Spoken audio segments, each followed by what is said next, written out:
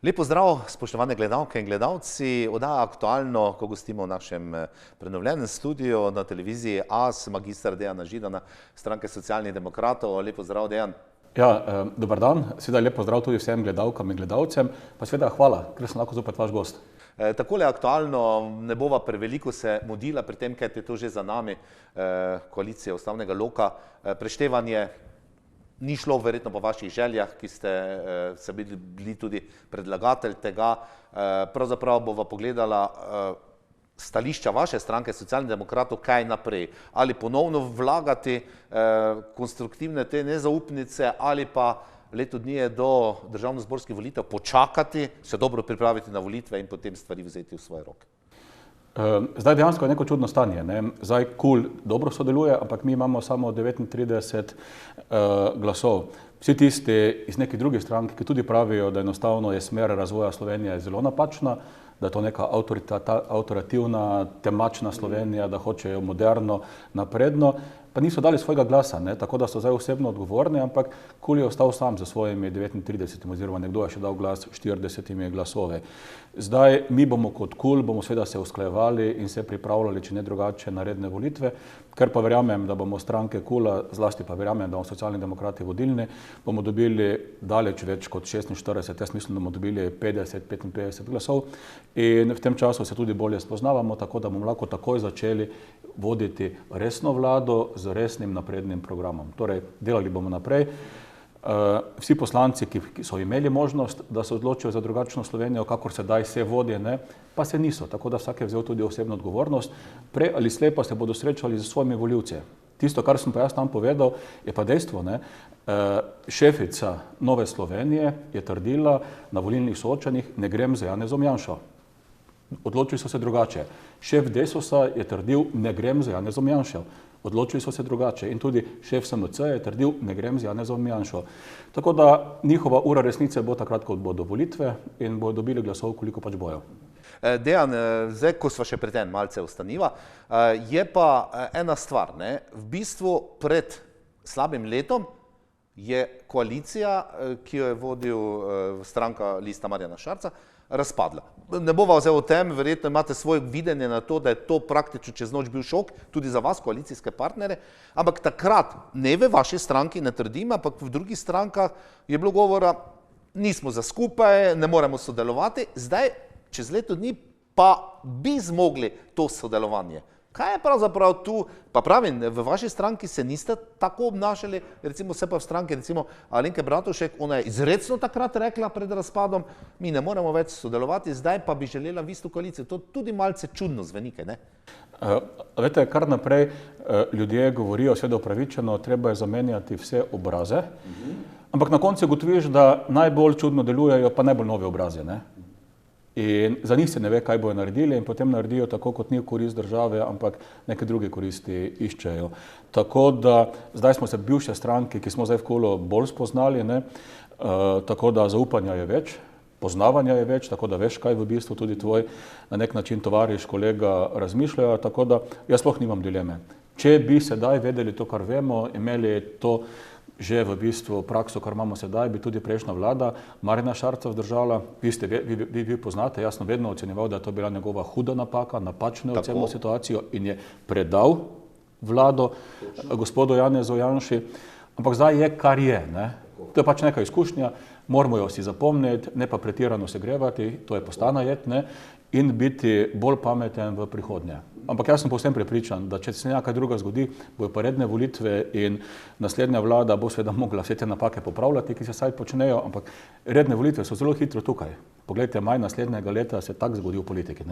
In morda vaše mnenje, vaše stranke, bojda se obeta neke nove stranke, kot zmeraj v našem političnem prostoru, to je že tradicionalno, na vsaka 4 leta pride kakšna nova stranka z novimi imeni, bojda bi se v sredini ali na levi strani formirala neka nova stranka. Je to dobro, slabo, kako to ocenjujete vi? Bo še večja razdrobljenost s tem, da ljudje imajo izkušnje. Nove, ko pridejo, so v bistvu velike obljube in prazen žakelj idej, vrednot In novi tudi vedno manj glasov dobijo, ne. To tudi potrebno povedati, tako da stranke, ki sedaj smo, moramo biti še bolj verodostojne, moramo to, kaj obljubimo, tudi narediti, transparentno pokazati, kaj zastopamo, smo različne, ne, in jaz verjamem, da ljudje se bodo zopet odločali za tisto, v kar lahko verjamejo. Po dolgih mesecih vendarle tudi ne moremo mimo COVID-19 rahljanje nekih ukrepov. V vaši stranki Socialnih demokratov gotovo ste imeli številne predloge, kako reševati to krizo. Pravzaprav ni samo slovenska kriza, je globalna, svetovna kriza, evropska kriza. Koliko ste bili upoštevani pri nekih, ali ste se držali bolj stroke pri vaših predlogih, kaj bi se dalo storiti, čeprav smo imeli mi zelo stroge ukrepe v Sloveniji, menda se mi zdi, da nismo prebivalci tako ozaveščeni kot drugod, pa se nismo držali reda, kot radi rečemo. V resnici smo prebivalstvo kar v redu. Meni noben ne bo povedal, da smo Slovenke, Slovenci, državljani Slovenije karkoli slabše kot Nemci ali karkoli, ali pa do drug, Italijani recimo, ne. Je pa nekaj drugega, ne. Pametni ljudje, epidemiologi, so izobraženi, da vodijo borbo proti epidemiji. To so epidemiologi, to niso infektologi, to niso okulisti, to niso pediatri, niso urologi, niso obramboslovci, ne. In epidemiologe so odrinili v stran. Odrinili so jih stran, so rekli, da niso prava stroka, ne. In borbo strokovne predloge je dajala napačna stroka, pa so to vredi ljudje verjetno, ne. Ampak tega področja dovolj dobro ne poznajo. Druga, še večja napaka je bil vzgled. Tisti, ki predpiše ukrepe, to pa nismo mi dva, to tu ni parlament, ne, ukrepe je predpisala neposredno vlada, ne, se mora ukrepov dvojno držati. Zato, ker s tem pokaže, da v njih verjame, ne. In tako je. In največje kršitve so bile ravno tam. In potem se ljudje vprašajo, poglejte, vi predpišete, se ne držite, ja zakaj pa tebi se mi morali? To je legitimno vprašanje, ne. In tukaj je bilo največ napak, potem pa še tretja zadeva in to so grožnje. To je Merklova recimo ugotovila, bodi vzgled in ne grozi in se ves čas odprto pogovarjaj in se tudi opraviči, ko se zmotiš. Tudi ona se je zmotila, ker pa vsega ne ve, ne. Ko pa sem gledal te naše, ta glavne, ne, to je bilo takšna grda govorica, da je ljudi odbila. Tako da to je bil verjetno pomemben razlog in potem pa je bila ta represija, ki je bila nepotrebna, samo zato, da se disciplinira ljudi, da ne boste slučajno demonstrirali proti nam, da ne boste slučajno karkoli delali proti nam. In smo imeli dva takšna ukrepa, ki sta po mojem bistvu protiustavna in zdaj končno čakam, da bo ustavno sodišče, ker to je na ustavnem sodišču presodilo, ne. To, da se ljudje ne morejo gibati tudi med majhnimi občinami, to je neumnost. Tega tudi stroka v resnici ni predlagala. Ampak ta represivna drža, bomo jim pokazali, kaj zmoremo, ne? Pa je pokazalo, da zmoremo, da smo potem najslabši. Tudi sedaj, pogledajte, glavni epidemiolog v državi zelo jasno pove. Tako imenovana policijska ura ne daje učinka. Zakaj jo potem imamo? Samo zato, da se strašijo ljudi, ne? In to ljudje vidijo, ne? Seveda epidemija bo sedaj obvladana. Obvladana bo, ker kljub vsemu imamo vrede ljudi, obvladana bo zato, ker je ena populacija že prebolela in tudi zato, ker je vedno več ljudi precepljenih. Samo upamo lahko, da ne bo prišel kakšen sev, nekaj sedaj govorijo o južnoafriškem, ki v bistvu cepivo v tem trenutku naj ne bi pomagalo ali ne pomagalo dovolj. Čeprav danes zjutraj pa sem ponovno bral drugače, da res ne prepreči, da ne zboliš, vendar pa ne zboliš tako, da prideš v bolnico. Pa če se že to zgodi, je to čisto vredi, ne? In torej bomo bolezen premagali, je pa to izkušnja, ne? Ljudi se vodi z prijaznostjo, z vzgledom in ponižnostjo. Tako kot recimo gospa Merkel. Dejan, greva k tistim lepšim časom, ki so pred nami, optimistično gledamo, seveda tudi mi vsi skupaj, post-epidemija, ne? Ne zavedamo se še sploh zdaj, ker se ukvarjamo s tem, kakšne posledice bo pustila na celotno družbeno življenje, od gospodarstva in tako naprej. V vaši stranki verjetno imate neki strateški načrt ali pa tudi menite, na katerem področju družbenega življenja bomo pravzaprav potrebni najdaljšega okrevanja, ne bo se dalo vse storiti čez noč? Največja škoda je bila narejena šolarjem. To je potrebno povedati, travme so velike pri teh mladih ljudeh, travma ne bo zginila kar tako, ne. Kot drugo tudi izguba znanja in kompetencije velika. Tako oddaleč recimo nekaj časa se še šolaš, ne, ampak resnici to ni pravo šolanje, ne. In s tem, ko je bilo prehitro zaprto, prepozno odprto, in se je naredila izjemno velika škoda najbolj pomembnemu delu naše družbe. Drugo je seveda, kar bi rad povedal, je zdravstveni sistem. In mi vsi lahko samo rečemo, res hvala vam, vsem, ki delate v zdravstvenem sistemu, ker ste pokazali, da ste res taki, ko morate biti. Zaradi vas je manj mrtvih, kot bi drugače bilo. Slovenske bolnišnice niso pokleknile, bilo jim je težko, ampak so vse sprejele. Nikoli ni bila izbira, ali bo nekdo priklopljen ali pa ne na respirator. Ne. Tako da slovenski javni zdravstveni sistem, to je javni, to so javne bolnišnice, ne, je vzdržal tudi v najtežjih časih, sedaj je pa tudi čas, da jim to povrnemo. In povrniti jim ne moremo drugače, da se vprašamo, kako naj izboljšamo status zaposlenih, torej zdravstvenih delavcev, in kar je še enako pomembno, sedaj je čas za velike investicije. To verjetno poznate, znotraj KUL koalicije smo pripravili en program razvoja, obnove in odpornosti, to je teh 5 milijard, recimo, ki nam jih nihče ne podari, večino tega denarja je sposojenega in bomo morali vrniti, ne, kako teh 5 milijard porabiti. Ne. In če je bilo po naše, ne, je sedaj čas, da v nekem srednjeročnem obdobju, to je 5 do 7 let, gremo res v izgradnjo manjkajočih bolnišnic in v obnovo tam, kjer je potrebno obnoviti. Govorim tudi o Rakičanu, govorim o UKC-u Maribor. Zakaj tako rad govorim UKC Maribor? Zato, ker naš del Slovenija je razdeljena na 1/3 in 2/3. 1/3, ko smo najhuje bolni, pokriva UKC Maribor in mi pridemo tja kot Prekmurke in Prekmurci. Ne? Drugi 2/3 pa pokriva UKC Ljubljana. Sedaj je čas, da se investira. In recimo, mi smo naredili znotraj KUL-a en program, v kaj se naj investira, in to je v bistvu skoraj 0,5 milijarde evropskega denarja, toliko pa tudi slovenskega, in s tem bi izgradili manjkajočo, obnovili pa tisto, kar je treba obnoviti.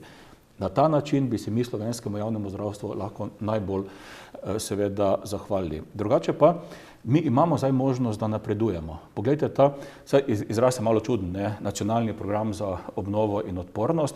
V praksi to pomeni, da če mi na leto investiramo iz državnega proračuna približno 1 milijardo evrov za investicije, imamo sedaj na voljo sicer sposojenega denarja večinoma 5 milijard. Torej, teh 5 milijard moramo vložiti v to, kar je najbolj pomembno. Po moje je zdravstvo in potem ta zelena preobrazba in digitalna preobrazba Slovenije.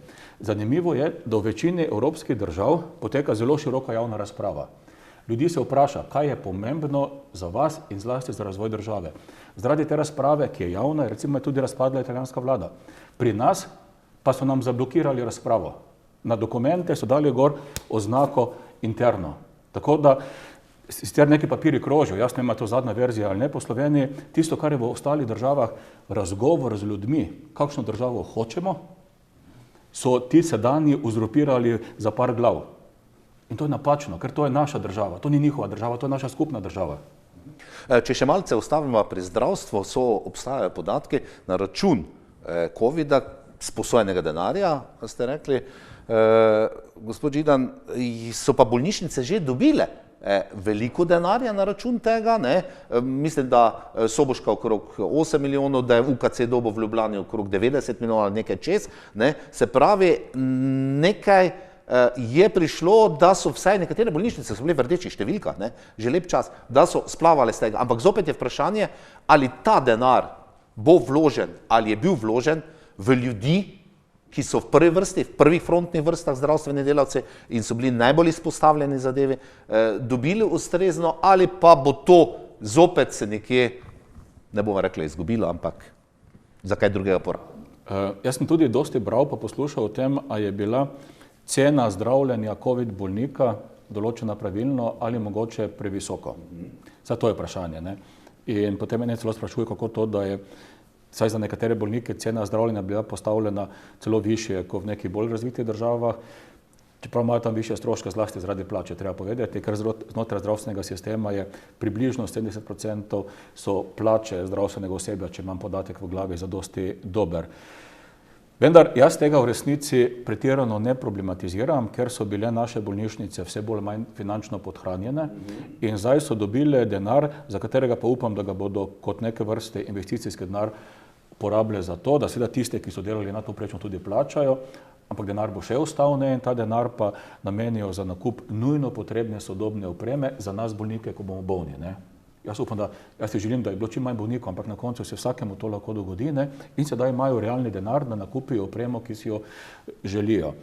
Ampak Ob vsem tem bo pa potrebno tudi investirati, da v bistvu bo zdravstvo bolj stabilno, saj izraz je dober, ne, za obnovo in odpornost. Kaj pomeni odpornost? Ker sedaj vsi vemo, da kakšna kriza bo čez kakšno leto ali pa desetletje ponovno prišla in takrat mora biti tudi zdravstveni sistem še bolj odporen, kot je bil sedaj.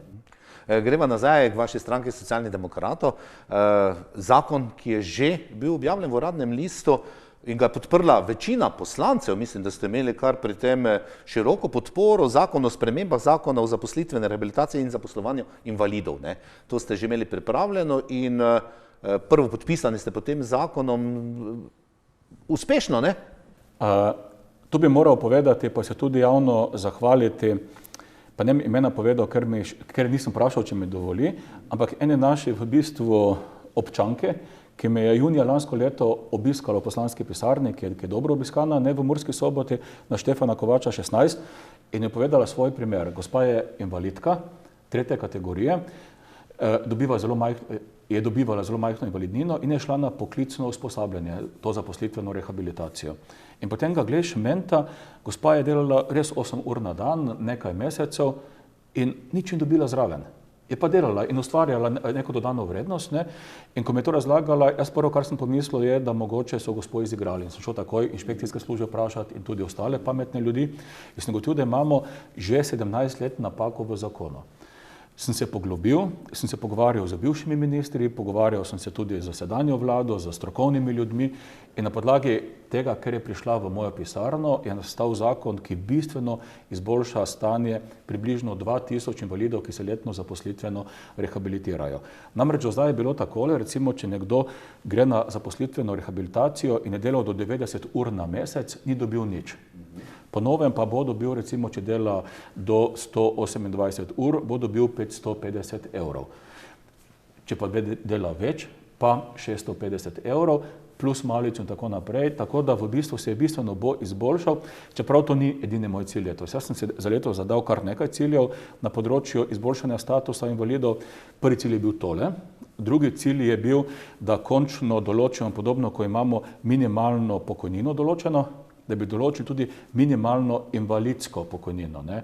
Tako da se ne bi smelo zgoditi, da bi bila 200 evrov ali 220 in jaz mislim, da bo še ta mesec ali pa najkasneje naslednji sprejet zakon, ki bo dvignil to minimalno invalidsko pokojnino krat 2, torej bo dvignil verjetno na 400, mogoče celo na 460 evrov. Potem naslednja zadeva, ki tudi mislim, da nam bo uspela, drugi teden nadaljujemo, vi poznate, da sem tudi predsednik Ustavne komisije. V Ustavo bomo vpisali pravico do znakovnega jezika. V praksi med nami živi 1500 ljudi, ki so gluhi ali naglušni in se sporazumevajo. To je zanimivo za slovenskim znakovnim jezikom. Ni to internacionalni, ne? Obstaja slovenski in celo zanimivo je, da imamo celo dialekte znotraj tega. In zdaj ti ljudje, seveda, če se hočejo izšolati, pa se morajo, če hočejo dobro življenje, potrebujejo tolmače. In z tem zapisom v Ustavo bomo tu šli en korak naprej. Potem pa še eno delo nas čaka, ki je pa najtežje. Nam je v zadnjih 30 letih povsem razpadel sistem priznavanja poklicnih bolezni. Pa bo kdo odmislil, pa bo rekel, saj ni tako pomembno, ampak je. Mi v resnici na leto pride na zavod od 1500 do 2000 invalidskih upokojencev in če bi nam sistem priznavanja poklicnih bolezni deloval, bi znotraj tega bila tretjina do polovica ljudi, ki so zboleli v službi, dobili poklicno bolezen. Ja, in zdaj pa si zamislite, ne, če se prizna poklicna bolezen, potem človek takoj dobi to odmero pokojnine, 63%, ne glede na delovno dobo, zato ker je zavarovan za primer poklicne bolezni. Ampak v Sloveniji jih skoraj da ne priznavamo. In doktorica Metoda Dodek Fikfak pravi, da je zaradi tega trenutno oškodovano približno 25 000 invalidov. To bi si želel, da uredimo. Bo težko, ker zadnjih 30 let nam sistem ne deluje, v stari Jugoslaviji je delal mogoče predobro, potem pa smo šli na neko drugo napačno stran. In to je tisto, kar jaz zagovarjam, ne. Treba je reševati konkretne težave ljudi. Saj država ima moč, da to reši, ampak treba je znati. In zato, kakor je bil primer pri tej zaposlitveni rehabilitaciji, na koncu nastanejo iz majhnih pobud. Tako da jaz se tej gospe, ki je prišla junija, pa jo izjemno cenim, res zahvaljujem, da je prišla, da mi je opisala nekaj, kar jaz nisem poznal. Jaz nisem poznal sistema zaposlitvene rehabilitacije, ker sem se ukvarjal z drugimi stvarmi, ampak samo zato, ker je zbrala pogum, pa prišla povedati svojo osebno zgodbo in je tudi zelo pošteno povedala. Je rekla, poglejte, gospod Židan, če boste znali to rešiti, meni več ne bo pomagalo, ker jaz to čez dober mesec končam, ampak vsem ostalim bo pomagalo. Pa sem vprašal, ampak zakaj niste prej prišli povedati? Pravi, veste, malo nas je sram, malo pa tudi nam je nerodno, pa ne upamo priti povedati, ker le upamo, da tam, kjer nas zaposlitve ne usposabljajo, bomo dobili pa stalno službo in zato nočemo iti v javnost. Torej, Dejan, želeli bi si recimo od občanov, državljank in državljank več takih pobud, bi se verjetno premaknila zadeva, če bi imeli malo več korajže, če ne bi morda bili tako apatični ali kakorkoli že drugo, pa pustimo to. Morda za konec tega pogovora še kaj novega v Evropi preko Tanje Fajon, vaše evropske poslanke, tudi predsednice socialdemokratov, da ne bova samo govorila o čem drugem. Kaj je novega, res, da nas čaka predsedovanje polletno, ampak kaj dosti verjetno v tem času zdaj, ko se tudi Evropa ukvarja z krizo in reševanjem takšnimi drugačnimi težavami z covidom. Kaj dosti verjetno se ne bo dalo, verjetno pa bi se nekaj dalo napraviti tudi za Slovenijo v tem pogledu. Samo če lahko še nekaj odgovorim, da bodo tudi gledalke in gledalci vedeli, kako so konkretne pobude pomembne. Meni je pa ne dosti tednov nazaj, mi je pisala, potem smo se pogovarjala po telefonu, gospa iz občine Moravske Toplice in mi je opisala primer svoje hčerke, ki študira v Gradcu in ob tem, ko so slovenski študentje, ki domujejo in se šolajo v Študeni, dobili že 2-krat po 150 evrov pomoči, pa se recimo slovenskim študentem, ki se študirajo v tujini, se prizna, da so študente, ker nekateri dobijo državno štipendijo, ampak šolsko ministrstvo jim pa pri tej pomoči ni priznalo, da so študentje. Zanimiva reč. In v resnici teh študentov več kot 2700, in gospa mi je to pisala, jaz sem tudi potem preveril, bil je tudi neki prispevek na radioteleviziji Slovenija in sem takoj napisal vladi pobudo, da ne more biti študentje prvega reda in študentje brez neke pravice. Vlada me je poslušala samo na pol, tako da je tem študentom potem dala 150 evrov, medtem ko slovenski v Sloveniji pa so dobili 300. Tako da sem včeraj ponovno vložil pobudo, da naj ne bodo žaljivi, da študent je študent in naj ne delijo študente na prvi razred pa drugi razred. Študent je študent. Nazadnje Evropa. Ja, pa bodimo spoštljivi, ne ljudi deliti. Tako da ta pobuda je zdaj tudi uradno vložena in upam, da ji bojo prisluhnili. Saj tu ne gre za dosti denarja. Ampak ne moreš 2700 študentov reči, vi pa ste manj vredni, ker študirate mogoče v Gradcu. Slovenija pa vsa znanja potrebuje. Vse potem je mogoče, da bo prišla mlada gospa tudi nazaj, ali pa tudi ne. Ampak ona je naša. Če pomagaš vsem, zakaj bi zdaj teh 2700 dal na neki stranski tir? Kar se pa tiče Evrope, zdaj Evropa je v nekem krču. Krč je seveda epidemija, tu se Evropa ni izkazala v resnici, vidite, da samo cepljenje gre počasneje kot v nekaterih drugih državah. To je zaradi tega, ker se je slabo odrezalo. Kot drugo, ima velike težave, kako naprej.